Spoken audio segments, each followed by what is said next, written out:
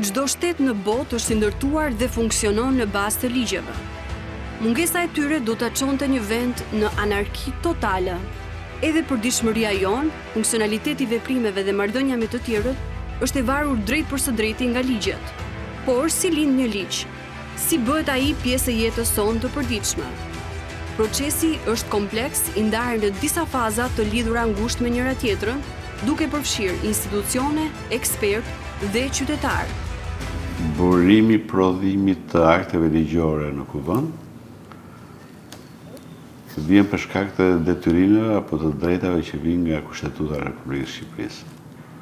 Që do të thotë burimi i parë janë deputetët, burimi i dytë janë nismat ligjore për shkak të analizës që bëjnë organizatat jo fitimfurse ose shoqëria civile, po gjithmonë nëpërmjet përfaqësimit kuvendor, që është deputeti. Burimi i tretë dhe më i rëndësishëm është Këshilli i Ministrave, i cili referuar projekte dhe programeve politike që vijnë për shkak të rezultatit të zgjedhjeve, padyshim, përcakton edhe kufi sinore rreth së cilës ata projektojnë të ardhmen e vendit. Këto nisma vijnë për shkak të një analize që normalisht dhe domosdoshmërisht duhet që të bëjë qeveria, ose Këshilli i Ministrave në nocionin kushtetues, nëpërmjet akteve ligjore që quhen vendimet e Këshillit të Ministrave. Sepse vetë Këshilli i Ministrave si organ kushtetues prodhon disa formate të karakterit ligjor të cilat mund të jenë ligje, por mund të jenë edhe akte ligjore që janë në zbatim të ligjit. Në themelët të cilave qëndron nevoja, domosdoshmëria e qytetarëve për të jetuar në komunitet dhe për të përfituar nga buxheti i shtetit. Të gjitha këto produkte formatohen atë që ne themi ligj. Në rrugën e tij të zakonshme, procesi nis me identifikimin e një nevoje që mund të vijë si pasojë një problematike konkrete në shoqëri, një boshllëku ligjor, një reforme politike, harmonizimit me legjislacionin e BE-s apo rekomandimeve ndërkombëtare. Idetë për ligje mund të vinë nga disa drejtime. Ne po rendisim si më kryesore propozimet që vijnë nga Këshilli i Ministrave dhe nga deputetët e Kuvendit të Shqipërisë. Por për të propozuar ka një numër të caktuar ligjvënësish që është jo më pak se 8 deputet për një nismë. Propozimi për një ligj mund të vijë edhe nga Presidenti i Republikës, por kjo ndodh vetëm për ligje kushtetuese. Gjithashtu propozuese është edhe gjykata kushtetuese apo institucione të tjera të pavarura, me kush që të bëhet fjalë për ligje që lidhen me fushën e tyre të veprimit apo të funksionimit. Një ligj mund të propozohet edhe nga vetë qytetarët. Me një iniciativë qytetare mbi një çështje të caktuar, mund të merret një nismë e tillë e cila kërkon mbështetje nga 20.000 nënshkrues. Cilat janë hapat që ndjek një projekt ligj nga propozimi deri në miratimin e tij në kuvend? Atëherë, në kuptimin formal, i vetmi që ka rëndësi në hartimin dhe formatimin e akteve ligjore që sjell në kuvend është Këshilli i Ministrave. Ai ka tagrin e plot për të paraqitur nisma ligjore. Por kjo nuk përjashton mundësinë kushtetuese që dhe çdo deputet i Kuvendit të Shqipërisë të sjellë një risi në një nismë ligjore, e cila do nënshtrohet edhe analizës, debatit në komisionet e Kuvendit. Por kjo nuk përjashton mundësinë përsëri kushtetuese të 20.000 banorëve, qytetarëve të Republikës së Shqipërisë, për të formatuar një nismë ligjore, kuptohet në shërbim të komunitetit, të sartë dhe njëkohësisht edhe të kërkesave apo nevojave që kanë ata me karakter ekonomik, financiar, pse jo dhe politik. Pra janë 3 dimensione: 20.000, Këshilli i Ministrave dhe çdo deputet. Faza e dytë është hartimi i projekt ligjit. Një tjetër sfidsa ligjore aq edhe shoqërore që ai të jetë në përputhje me kushtetutën, por nga ana tjetër t'i shërbejë qytetarëve në përditshmërinë e tyre. Pasi përcaktohet nevoja që ekziston, projekt ligji hartohet nga një grup pune i ngritur pranë institucionit propozues. Grupi zakonisht përfshin një gamë të gjerë profesionistësh, ekspertë të sektorit që i përket, juristë si dhe aktorë të tjerë. Gjatë hartimit të ligjit duhet të përcaktohen qartë disa elementë që janë struktura e tij, kapitujt, nenet, qëllimi dhe objektivat, ndikimi financiar që do të ketë në buxhetin e shtetit, ndikimi në buxhetet e shtresave që mund të prek, ana sociale dhe administrative, si dhe një relacion shpjegues që argumenton qartë pse ligji është i nevojshëm. Një nga hallkat më të rëndësishme është konsultimi publik dhe transparenca. Për çdo projekt ligj të hartuar nga qeveria ekziston një fazë detyrueshme konsultime. Projekt ligji publikohet në portalin e konsultimeve publike dhe i dërgohet grupeve të interesit që mund të jenë organizata jo qeveritare, ekspertë të ndryshëm, përfaqësues të biznesit apo qytetar. I gjithë ky proces mbështet më së miri rritjen e transparencës, përcaktimin e pasojave që ligji mund të ketë, por nga ana tjetër edhe përmirësimin e draftit përpara se ai të dorëzohet në kuvent. Shoqëria, sistemi institucional, organet kushtetuese, në formën e përfytyrimit të thjesht janë një grup piramidash, të cilat nëpërmjet rregullave të parashikuara në kushtetut konvergojnë veprimtarinë e tyre. Secila piramidë ka fushën e vetë veprimit dhe ndërsjellja e tyre çon në produktin që është produkti ligjor. Të gjitha këto piramida mbledhin opinionin qytetar sipas kategorive dhe klasave sociale, sipas përfaqësimeve profesionale, sipas përfaqësimeve intelektuale, sipas përfaqësimeve të kategorive të shkollave, edhe me radhë, duke filluar që nga sistemi parashkollor deri tek ai universitar. Pra, në themel, kjo grupi institucioneve ligjbërës ka në esencë të vetë çfarë ka? Interesin qytetar. Por si reagon qytetaria tashmë në raport me ligjin? Ku ligji është arbitrar dhe jo pak në Republikën e Shqipërisë, nga Kuvendi i Shqipërisë janë prodhuar akte ligjore të karakterit thellësisht arbitrar, ato ose thyen ose nuk respektohen, sepse ligji në themel ka dhe karakterin mbrojtësin e vet tradicional.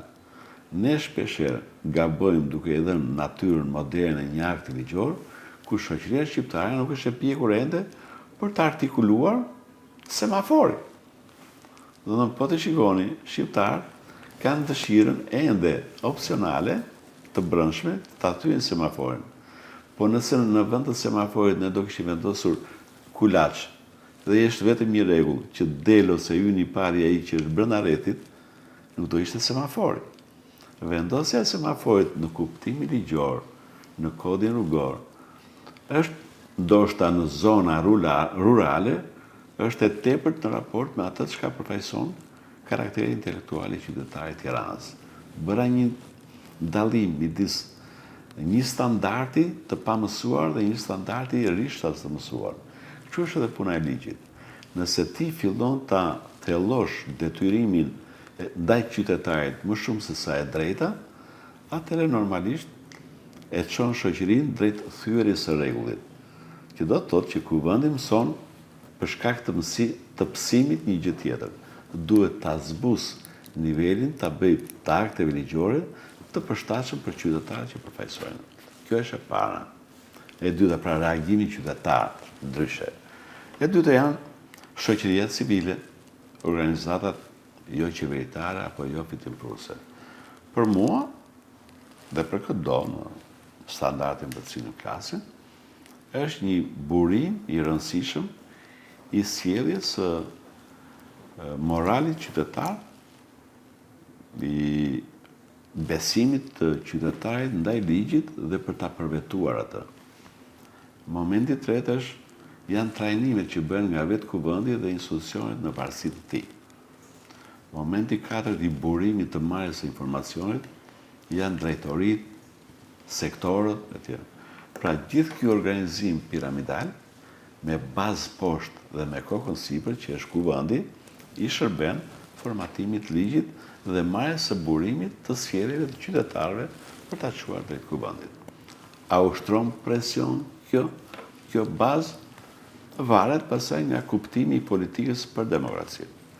Në një vend ku ne aspirojmë të shkojmë, siç është Bashkimi Evropian dhe mëtej Euroatlantik, ndërsjellja e sjelljes qytetarëve me pushtetin ligjbërës është më transparent dhe më i qartë. dhe më i shpejt në ndërveprim.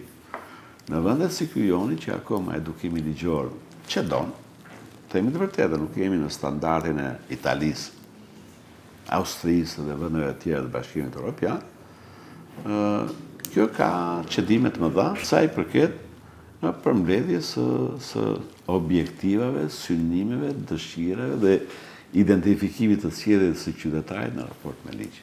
Por sigurisht rrugëtimi i një ligji nuk është i lehtë. Ai duhet të ndjek disa hapa që nga propozimi e deri në miratimin e tij në parlament. Me një procedurë standarde bëhet depozitimi i projektligjit në Kuvendin e Shqipërisë. Pasi merr një numër rendor, publikohet në faqen zyrtare të Kuvendit për informim të publikut. Kuvendi është i detyruar të njoftojë për shqyrtimin e tij. Një rol shumë domethënës luajnë komisionet parlamentare. Kryesia e Kuvendit cakton komisionin përgjegjës, kjo në varësi të temës së ligjit, si edhe komisionet për dhënie mendimi. Në këtë fazë, deputetët shqyrtojnë projektligjin nen për nen dhe ftojnë për dëgjesa në seanca dëgjimore, ekspert dhe palë të interesuara. Gjithashtu mund të propozohen dhe votohen amendamente në tekstin e projektligjit. Kuvendi i Shqipërisë për shkak të detyrimeve apo të drejtës parashikuar në Kushtetut, ka prodhuar një ligj që është ligji për organizimin e komisioneve të Kuvendit të Shqipërisë, të cilët janë shumë dimensionale, duke filluar që nga Komisioni i Legjislacionit, dhe pasaj sipas natyrës çdo komisioni që në fundit ka për objekt të veprimdrejtësisë së tij diskutimin e nismave ligjore që vijnë nga këto tre dimensione që thash më parë, 20.000 deputet dhe Këshilli i Ministrave. Secili prej komisioneve për shkak të natyrës profesionale që ai ka, mbart në përmbajtje dhe në formë, padyshim e shikon atë se si vjen raporti midis parashikimeve kushtetuese, normave kushtetuese dhe formatit drejt së cilës kërkon akti ligjor për të shkuar. Sepse në logjikë që çdo akt ligjor është një rregull i cili kërkon, teqon, mbart, formon një natyrë tjetër sjellje, e cila do jetë sjellje të karakterit institucional, por dhe karakterit qytetar. Vendosja e kufive duket sikur pezullon aktivitetin njerëzor të njeriut, por vendosja e një rregulli të dobishëm në favor të shoqërisë nuk krijon mbrapaktheu në kuptimin e kalimit, por jep ndes dritën jeshile për një sjellje të re, dhe këtë detyrë ka komisioni ta shikojë në këto dimensione. Sa do ndikojë ajo në jetën qytetare, sa e përputhur është ajo me dispozitat kushtetuese, dhe në sa vijshmëri shkon ajo me gjithë aktet e mëparshme ligjore. Prandaj puna e komisionit në vështrimin tim në stilin e juristit është shumë e rëndësishme në këto tre momente themelore. Se sa ajo është e përputhur me të drejtën themelore që është kushtetuta, dhe se sa ajo shkon në vijshmëri me gjithë aktet e mëparshme ligjore. Në praktikën e drejtanishme, jo rrallëherë, mund të flas për të, janë konstatuar që një akt ligjor i prodhuar rishtazi nga një kuvend, për shkak të pamundësisë për të konstatuar mungesën e vijshmërisë dhe përputhshmërisë me aktet e tjera ligjore, ka dalë nga rreshti duke përcaktuar një rregull, duke formatuar një rregull i cili nuk përputhet me nevojat e shoqërisë ose nuk vjen në vijshmëri me të gjitha të drejtat dhe detyrimet të parashikuara më parë. Prandaj puna e komisioneve është shumë e rëndësishme, veçanërisht ai komisionit të legjislacionit. Sepse në themel të gjitha komisionet e tjera, në fund fare çojnë relacionet e tyre të komisionit të legjislacionit, i cili shikon në përputhshmërinë midis asaj çka ka kaluar si akte ligjore, pse jo dhe në ligjore, do ndeku ka ecur standardi i respektimit të këtij akti ligjor, po dhe se sa në përputhje është ajo me normat aktet ligjore të Komunitetit Evropian. Pra mund të themi që është vendi ku mund të propozohen ose të bëhen ndryshime thelbësore në përmbajtje. Vendi i dur dhe final ku ligji merr natyrën e vet të detyrimit dhe të së drejtës. Pasi përfundon shqyrtimi në komisione, projektligji shkon në seancë plenare. Rendi i ditës përcaktohet nga konferenca e kryetarëve. Në seancë, projekt ligji prezantohet nga përfaqësuesi i Komisionit Përgjegjës ose nga ministri. Më pas hapet diskutimi i përgjithshëm dhe i detajuar nen për nen. Nga ana e tyre, deputetët japin mendimet dhe votojnë për ligjin. Si përfshihet opozita gjatë fazave të diskutimit dhe amendimit të një projekt ligji? A ka mekanizma që le të themi e sigurojnë këtë balancim politik? Meqense unë kam përvojë të hershme në historinë jetësore time personale, edhe me Kuvendin e Shqipërisë, do të them që dhe dispozitat kryesore kushtetuese që kanë menaxhuar kushtetueshmërisht dhe ligjshmërisht dhe në mënyrë ligjore jetën e institucioneve në Shqipëri para vitit 1998 dhe më pas, kanë parashikuar se ky sistemi i bitë si në funksionon kushtetuta dhe funksionojnë dispozitat kryesore kushtetuese, kishte garantuar përfaqësimin e plot të zërit të opozitës. Pra, e mira është që kushtetuta dhe ajo realizuar nëpërmjet kustetutës është që të dy zërat dhe të pozitës dhe të opozitës të jenë sa të njëtrajshme dhe të respektuara në mënyrë të barabartë. Po a ndodh kundër? Po padyshim, për shkak të jo të formatit kushtetues, por për shkak të mungesës së standardit të demokracisë në Republikën e Shqipërisë, midis nesh. Mungesës së standardit të konceptit mbi humanizmin në Republikën e Shqipërisë, midis nesh, sepse dhe deputetët janë produkti jonë, mungesës së kulturës shpeshherë ligjore midis nesh, pse jo dhe të deputetët Kuvendit, shoqëria e brenda parlamentit polarizohet në mënyrë kaq të theksuar sa nuk gjendet e mirëkuptimi për të formatuar një akt ligjor i cili do të sjellë risi pozitive shoqërisë. Por në themel, komisionet janë ato ku në mënyrë adekuate, të saktë, të përpikt, mbartin brenda konfliktin politik për të prodhuar diçka pozitive. Kjo është shpresa. Por si miratohet një ligj? Ai mund të miratohet me shumicë të thjeshtë votash, si pjesa më e madhe e ligjeve, ose me shumicë të cilësuar në rastin e ligjeve organike apo të ndryshimeve kushtetuese. Fuqia e parlamentit për atë që njeh ligjin është vendimtare. Kuvendi është maja e majës së raporteve që krijon kushtetuta me institucionet. Para tij të gjithë tjerët heshtin. Ky është formati i parë që prandaj detyra e deputetit është shumë e rëndësishme në kuptimin ton. Pastaj në kuptimin e biznesit kjo është gjë tjetër. Unë nuk e marr këtë lloj përgjegjësie të them që një biznesmen ose pjesa më e madhe e anëtarëve të Kuvendit janë biznesmen. Unë marr përsipër të them bashkë me ju që pjesa më e madhe e Kuvendit duhet të jenë përfaqësues të kulturës, të jurisprudencës, të ekonomisë dhe të formateve që sjellin risim për të përparuar shoqëria. Padyshim, edhe biznesi është pjesë e kësaj gjëje, por në fundit novatorët, ata që e çojnë shoqërinë përpara, janë këto kategori sociale. Kështu që Kuvendi është pengesa e parë, diskutimi në Kuvend, në komisione është pengesa e parë për mos t'i dhënë zë, për mos t'i lënë hapësira një fenomeni apo një akt ligjor regresiv. Së dyti është gjykata kushtetuese. Një nga produktet themelore të Kushtetutës së Republikës së Shqipërisë dhe Kushtetutës së pjesës më të madhe të vendeve të Bashkimit Evropian. Së treti janë vetë nismëtarët, që është Këshilli i Ministrave, ministritë e tjera. Së katërti janë lëvizjet sociale nëpërmjet organizatave jo fundimprurse, por që ata e çojnë në Kuvend sërish nëpërmjet përfaqësimit politik. Së katërti është rruga, qytetarët. Së pesti janë 20.000 qytetarë që e kontestojnë një akt ligjor nëpërmjet ankimit në gjykatën kushtetuese, pse jo dhe nëpërmjet lëvizjeve sociale. A janë këto formate të aplikuara në Shqipëri? I vetmi format që është aplikuar deri tashmë në Shqipëri, parashikuar dhe në kushtetutë janë dy.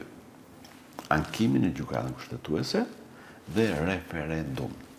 Pjesa më e madhe e akteve ligjore kanë qenë të shumë debatuara, pastaj nuk ka rëndësi çfarë rezultati ka sjellë.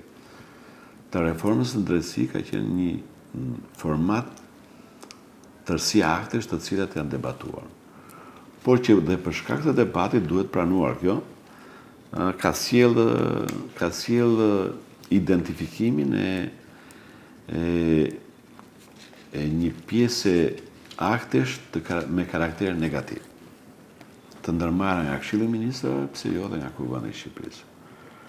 Për shembull, reduktimi i numrit të gjykatave, që është një vendim që vjen për shkak edhe të veprimeve të një institucioni siç është KLG, por dhe për shkak të vendimit të Këshillit të Ministrave që është në mbështetje të këtij akti. Shumë ndryshime të akteve ligjore të drejtës penale, materiale, pse jo dhe procedurale, kanë dalë jashtë loje ose nuk e kanë formatuar mirë gjykimin si proces. Ka shumë akte ligjore për të cilat ose qeveria ka qenë nxituar, ose nuk është mbledhur mirë opinioni qytetar mbi të. Qoftë në fushën e pensioneve, siç edhe ju biseduam parë, po qoftë edhe në mbledhjen e kontributeve. Po qoftë sepse nuk duhet të harroni që të gjitha taksat që vendosen mbi qytetarin shqiptar kanë natyrë ligjore. Kjo parashikohet në kushtetutë. Dini gjë ju të jetë diskutuar për ndonjë taksë? Pra, shpeshherë ato janë vendosur në mënyrë arbitrare. E kundërta, dini gjë ju ndonjëherë që qytetarit të ketë reaguar në mënyrë të organizuar ndaj një takse? Asnjëherë. Po në fund çfarë është kjo? Kjo është standard apo nivel i demokracisë së zbatimit të ligjit në Shqipëri. Pra, këtu nuk ka frymë oponencë. Që do të thotë edhe ne në profesionet e lira kemi pasur shumë paqartësi, pse jo dhe ndonjëherë në pjesën më të madhe vendimarrjet karakterit arbitrar, sa i përket taksës. Por në një shoqëri ku mungon, në opinionin tim, ku mungon standardi i të përcaktuarit të nivelit minimal të jetesës, gjërat janë të qarta dhe arbitrariteti është prezent. Pasi miratohet, ligji dërgohet presidentit të Republikës për dekretim brenda 5 ditëve. Presidenti ka 20 ditë kohë për të marrë vendimin nëse do i dekretoj ligjin duke lejuar të hyjë në fuqi, apo do ta kthejë ligjin për rishqyrtim në kuvend duke e shoqëruar me komente. Nëse kuvendi e voton sërish pa ndryshime, presidenti nuk mund ta bllokojë më. Ligji hyn në fuqi pas publikimit. A ka raste kur një ligj mund të miratohet në mënyrë të përshpejtuar? Sa të duash. Dhe kur ndodh kjo çfarë rreziqesh? Sa të duash. E ka parashikuar kushtetuta dhe këtë lloj shëmbulltyre në kuptimin pozitiv. Sepse akti normativ është një nga parashikuar në kushtetutë, është një nga nismat ligjore më i shpejtë se sa çdo akt tjetër. Po a abuzohet me akti normativ? Padyshim që akti normativ po ta shikosh si ta identifikosh si ligj i prodhuar nga njëri që e ka këtë lloj tagli vetëm Këshilli i Ministrave, brenda vetes tij ka konfliktin në raport me opozitën.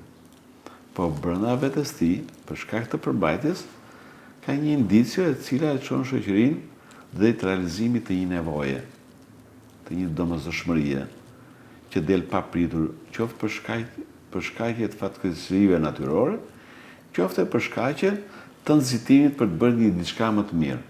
Por jo gjithmonë përpara një të mirë të përgjithshme, mos të fshihen elemente karakterit negativ, që vijnë përkundër interesave të pjesës tjetër, qoftë politik, qoftë në shoqëri. Pra është akti normativ. Janë vendimet e Këshillit të Ministrave, të cilat kanë fuqi gjeopolitike në gjithë Shqipërinë. Ka vendime sa të duash të korruptuara. Pa identifikuar ato, sepse nuk është detyra ime, por ka vendime. Duke filluar që nga e drejta për të dhënë koncesionet, burimet natyrore të publikut deri tek e fundit. Po kjo nuk është detyra juaj dhe imja për ta identifikuar. Ne përplasim nëpërmjet rrugëve ligjore dhe gjyqësore. Ka produkte ligjore nëpërmjet akteve të tjera ligjore, drejtorive, departamenteve, të cilat në përmbajtjen e tyre janë të korruptuara, të cilat nuk vinë ose sjellin risi negative në raport me interesat edhe të administratës publike, por dhe të qytetarëve që e vuan peshën e presionit të këtyre akteve. Cili është roli i gjyqësorit, sidomos i gjykatës kushtetuese në sistemin ton ligjvërës? Gjykata kushtetuese nuk është brenda sistemit gjyqësor, por është një institucion, organ, i cili merret vetëm ka në fokusin e veprimtarisë së vet vetëm një konflikt të aktit ligjor me interesat qytetarë. Dhe cilat vinë nëpërmjet analizës për shkak të ankimit që i bën qytetari. Sot kemi dhe ankimet karakteri individual në gjykatën kushtetuese për shkak të ndryshimeve të vitit 2016, duke vuajtur pasojat e një akti administrativ ligjor të kuvendit apo të Këshillit Ministrave. Pra, është në fokusin e objektit të veprimtarisë së gjykatës kushtetuese. Po, a mban ndonjëherë qëndrim gjykata kushtetuese përkundër aktit të Këshillit Ministrave? Rastet janë aq të rralla sa për mos thënë asnjëherë. Sepse në themel, mënyra se si është formatuar gjykata kushtetuese dhe mënyra se si vinë anëtarët e gjykatës kushtetuese për të bërë të tillë, është një mënyrë e karakterit politik. Kjo është pjesa e parë. Pjesa e dytë është që buxheti i gjykatës kushtetuese është pjesë e projektit politik. Është majorancë. Së treti, interesat e majorancës janë gjithmonë më të forta se interesi një qytetari, një grupi të caktuar njerëzish apo një organizate jo fitipëruse. Që do thotë, është më larg dhe më me përmbajtje interesi ndonjëherë kur është korruptiv në raport me asetet ligjore që ka gjykata kushtetuese. Ligji i dekretuar ose i rivendosur nga kuvendi publikohet në fletoren zyrtare. Në shumicën e rasteve, ligji hyn në fuqi 15 ditë pas publikimit, përveç rasteve kur teksti parashikon një afat tjetër. Siç formatohet ligji, ku baza është e madhe dhe kreu i piramidës është e vogël, që janë institucionet që miratojnë ligjin, ashtu dhe zbatimi i ligjit vjen nga sipër, kthehet në detyrim për bazën e piramidës që është shoqëria në përfitirim. Por për zbatimin e një akti ligjor, siç janë ato institucionet të cilat kanë mbledhur opinionin, e flasim kështu në kuptimin e moderuar, për vendosjen e rregulli, marrin përgjegjësinë për shkak të dispozitave të ligjit për ta zbatuar atë. Dhe këto quhen organe ligj zbatuese. Në kuptimin materialo-penal dhe procedurial është policia, prokuroria dhe institucionet e varësisë në tyre. Në kuptimin e bujqësisë janë drejtoritë e bujqësive në përrethe sipas prefekturave etj. Në kuptimin e ekonomisë janë bashki të cilat marrin buxhetin nga shteti dhe e shpërndajnë qytetarëve për nevoja etj. Në kuptimin e sigurimit shoqëror janë Instituti i Sigurimit Shoqëror, shëndetësore etj. Në kuptimin e organizimit të shëndetësisë janë Ministria e Shëndetësisë, qendra spitalore etj. Të gjitha këto garantojnë nëpërmjet akteve që prodhojnë në zbatim të ligjit ose në zbatim të akteve në ligjore që prodhon Këshilli i Ministrave, nxjerrin detyrime për secilin sektor.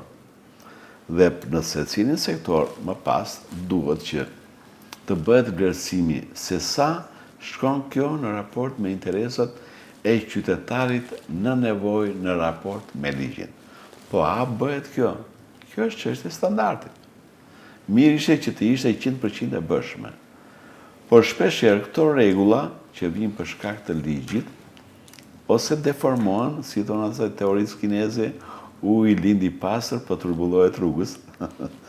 Atëherë shpeshherë, po e bëjmë me humor, shpeshherë këto akte për shkak të pamundësisë intelektuale për t'i perfeksionuar ato, o deformohen ose shtrëmbërohen dhe shkojnë te qytetari në rrugën që prapson korrupsionin.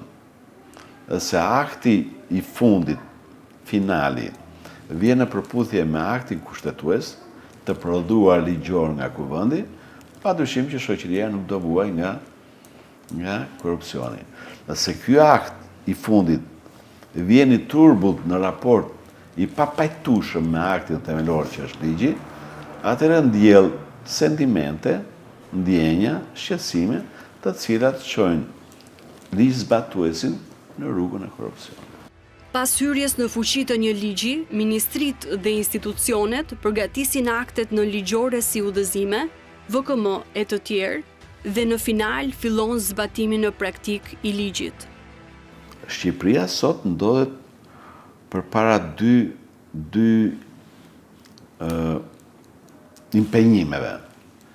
E para njerë që të përsos rregullin e brendshëm të tij, rregullin ligjor, dhe e dyta është që kjo përsosmëri të vijë e përqasur me dimensionin evropian, të vijë me formatin ligjor evropian, që themi ne për afrimi ligjor, ose kryeministri i sotshëm thotë që kapitujt e bashkëpunimit me Bashkimin Evropian. To janë kapitujt. Dhe i themelori është ligjori.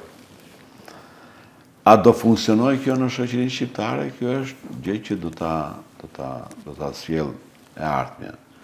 Por unë mendoj që ne kemi të gjitha kapacitetet e duhura.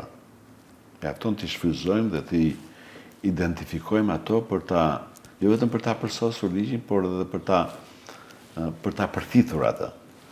Se shpeshherë veprat penale ose veprimtaria jo ligjore nuk vjen për shkak të pamundësisë për të respektuar atë, por vjen për shkak të pamundësisë për ta kuptuar atë. Kjo është çështje standardi në shoqëri. Dhe kjo lidhet edhe me arsimin. Dhe duhet të vëzhgosh në sistemin arsimor. Shoqëria shqiptare po vjen drejt një përsosmërie në raport me përthithjen e dijes, apo po vjen drejt një shpërbërje për shkak të mungesës së dijes. Ky është gjithë problemi. Po a do pasqyrohet kjo në të ardhmen në kuadrin ligjor? Pyetja juaj. Padyshim që nëse e rregulli forcohet aq shumë sa e detyron qytetarin të çaj gardhin e rregullit, atëherë rregulli duhet të ndryshojë, të bëhet më morbident, më i kuptueshëm edhe padyshim edhe më i respektueshëm. Të gjitha instrumentet tashmë ligjor dhe përtej ligjit e kanë rritur efikasitetin e marrjes së informacion. Çështja është që se sa transparent dhe i qartë vjen informacioni.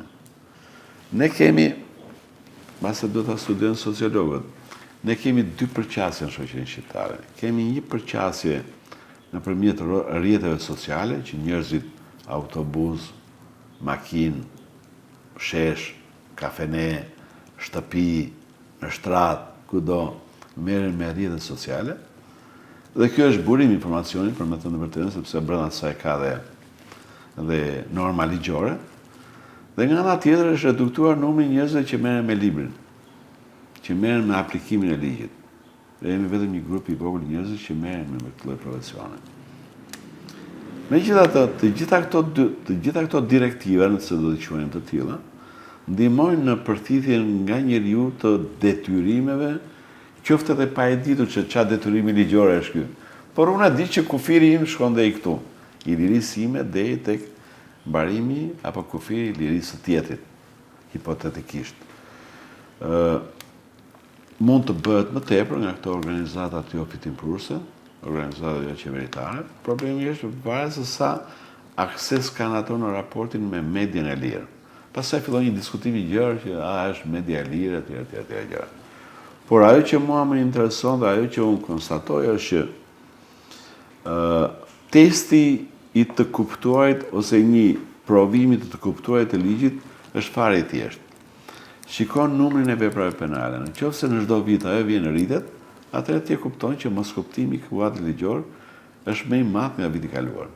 Në qoftë se numri i veprave penale, pra i prishjes së rregullit të parashikuar në ligj, fillon dhe minimizohet, atëherë kupton që shoqëria po ecën drejt një shoqëri e të drejtës ligjore, ose e ligjit nëpërmjet të drejtës.